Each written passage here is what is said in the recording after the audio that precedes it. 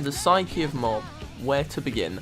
Well, throughout Season 2 of Mob Psycho 100, we have seen many developments and changes regarding Mob's psyche. At the start, Mob isn't really that different to how he was in Season 1. He's just a teenager trying to spark the interest of his love and fit in within society, like many other normal people. But you see, when you have psychic powers and you're a socially awkward person, it's hard to do just that. That's right, ladies and gentlemen, today we will be delving into the psyche of Mob.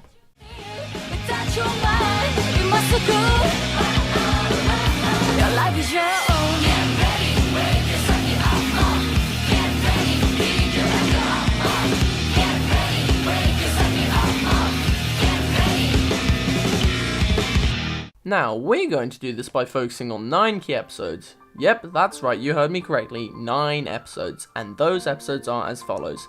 Episode 1, Episode 3, Episode 5, Episode 6, Episode 7, Episode 8, Episode 9, Episode 11, and finally Episode 13. Episode 1. So to begin within Episode 1, we see the resignation of the Student Council President Komuro Shinji, due to the fact that he'd falsely framed Tenga Onigawara for stealing female students' flutes. I know, flutes is a weird thing to steal, but still.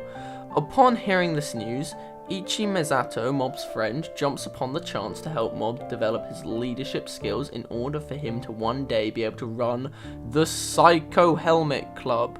She convinces Mob to run for president by telling him that Takane Tsubomi would find him more attractive if he did so. Mob, being the rather ignorant boy at this time in the series, agrees to follow Misato's plan and runs for president with high hopes of making Tsubomi fall for him.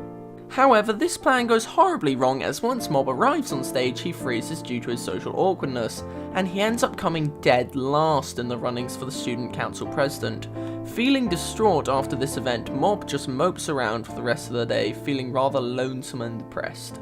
This then leads to the Body Improvement Club telling him to go home, which leaves him even more upset. Personally, I feel this is one of the lowest points for Mob throughout Season 2. He feels useless, unwanted, and without purpose in his life. Which, to be honest, is relatable to most viewers, as people tend to experience these type of events throughout life when they enter their teenage years. Mob then receives a love letter to his surprise from a girl called Emmy. Mob then meets with Emmy. She confesses to him and they begin to walk home with each other every day. She lets Mob know that she's an aspiring novelist, which then led to Mob agreeing to read her book. At this point in time, Mob's feelings are looking up and it seems that life is going well. This is until the dreaded happens and Emmy reveals that she asked Mob out on a dare. To follow that up, she begins to ask Mob whether he has his own opinions or feelings, as throughout their entire time together, she really couldn't get a read on them. This then leads to Mob beginning to question himself later on in the series. But what's very interesting to the viewer is the way Mob reacts to her revealing that it was on a dare that she asked him out. Instead of acting upset or depressed as the viewer would expect him to, he instead reflects on all the fun times that he and Emmy have shared over the past week with each other. He then sees that Emmy's so-called friends are bullying her over the fact she wrote a novel. They then proceed to rip her novel up into small pieces and dump it on the floor. Feeling sorry for Emmy, Mob confronts her so-called friends and begins to pick up the shredded novel. Upon seeing this, Emmy is confused and guilty as she just used him for the past week for a dare.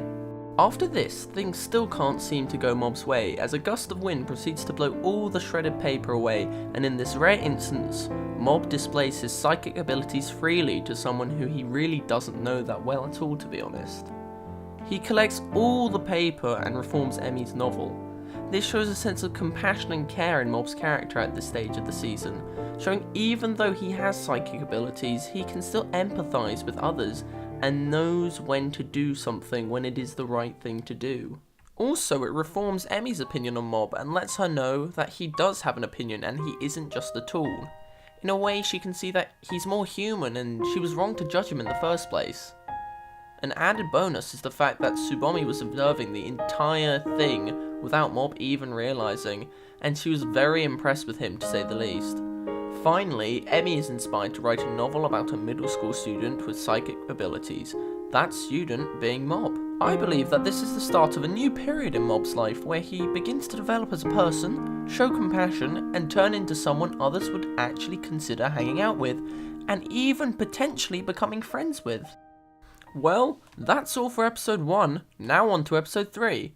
In this episode, we get to see Mob begin to cultivate opinions on others. His master, Reagan, has set up a website for people looking to find psychics, and said that the website has turned out to be a great success. But he attracts an unwanted job in which a man then asks him to curse someone.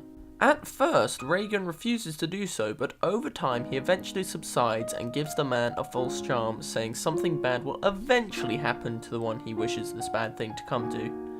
This leaves Mob rather disturbed, as he doesn't understand why someone would have the intent to curse someone else and how they could go on with their lives happily knowing that they had put a curse on someone. Later on within the episode, some college students hire Mob and Reagan to protect them whilst they have a photo with some spirits in a haunted area.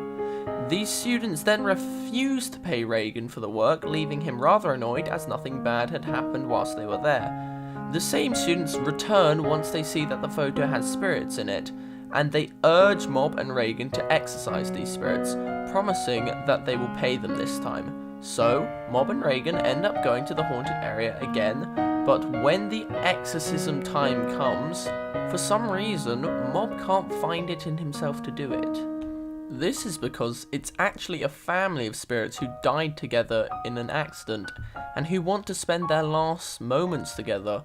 Mob, after being told that he doesn't have to exorcise the spirits by Reagan and Dimple, begins to tremble.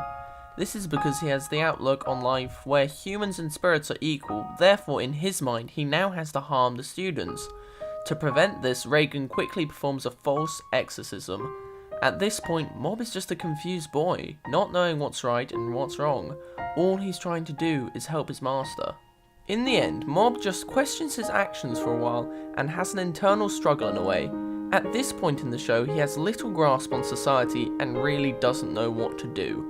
To put it simply, he's lost. モブはこの2日間の出来事について少し考えようとしたが、疲れていたのかすぐ寝てしまった。 Well, that wraps up this episode, and before you go on about how I said I was reviewing 9 episodes today, take a second and think how long that would take me. Yep, I'm gonna be milking the crap out of this series, and there's nothing you can do about it because I need the views. Anyway, thank you so much for watching. Please like, comment, and maybe consider subscribing. IQUA out.